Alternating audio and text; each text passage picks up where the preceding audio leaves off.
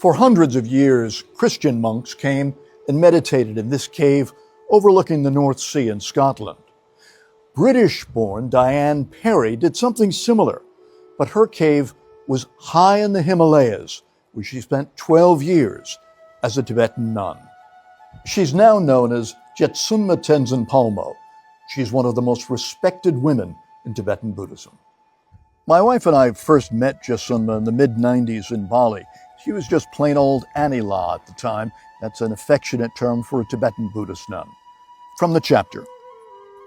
In Bali, as we discussed Buddhist concepts and practices over tea one evening, Anila suggested that I try a technique for internalizing the teachings.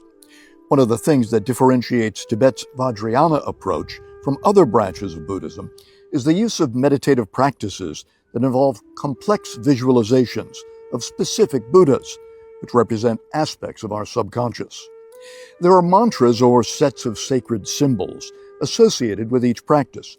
For example, practitioners meditating on Chenrezig, the Buddha of compassion, will chant Mani Padme Hum. The mantra reinforces the practitioner's focus on compassion for other beings. Anila suggested that I try to constantly repeat a mantra throughout the day, not just during meditation.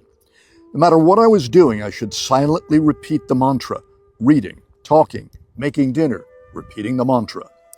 The mantra would always be there. She explained that the mantra repetition would eventually shift from being something I had to consciously tell myself to do to something that was subconscious, moving from the mind and settling in the heart.